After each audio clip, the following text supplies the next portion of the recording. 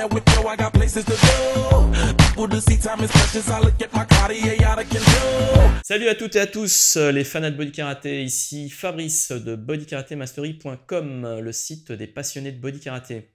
Très heureux de vous retrouver aujourd'hui pour cette nouvelle série de vidéos. Après avoir lancé la série de vidéos Paroles d'experts, nous lançons cette semaine une nouvelle série de vidéos que l'on a intitulée Body Karaté Tutorials. Donc là, ce sont des vidéos techniques. Alors le principe est simple, vous venez juste de voir un enchaînement composé de 5 éléments de Body Karaté. Et au cours des prochaines semaines, je vais détailler justement ces éléments qui sont des éléments récurrents sur un cours de Body Karaté, que ce soit des techniques, des éléments fitness ou des éléments de liaison ou des pas. Et le but est de vous aider justement à progresser en vous donnant des conseils sur ces techniques spécifiques de Body Karaté. Vous êtes prêts? C'est parti!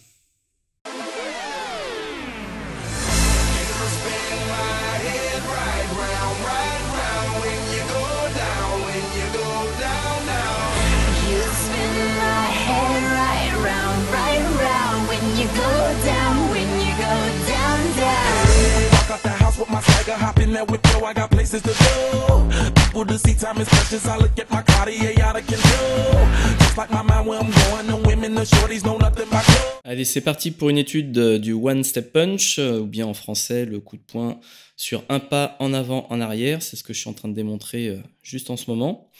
Donc vous savez, c'est la technique qui brûle la cuisse. Donc là, en ce moment, c'est la cuisse gauche qui travaille énormément. Donc l'intérêt de cette technique, c'est justement de proposer un fort travail musculaire sur les quadriceps. Donc ici, la cuisse gauche, lâche pas sur la cuisse droite. Plus on est en forme et plus on veut relever un petit peu le challenge physique, plus on plie le genou. Et si ça commence à devenir un petit peu dur, là, on va remonter un peu sur la jambe pour faciliter un peu plus le travail. Point technique important lorsque l'on avance, c'est de planter le talon dans le sol. C'est ce que je suis en train de montrer ici. On décolle les orteils et on plante le talon dans le sol. Je plante le talon gauche et je reviens. Pourquoi? Parce que ça permet de stabiliser la technique et ça permet surtout de revenir beaucoup plus rapidement sur le temps arrière. Ce qui est important, si la musique est rapide, ça permet de rester dans le rythme. Très important lorsque la musique est très dynamique. Au niveau des bras, c'est ce que je suis en train de montrer actuellement.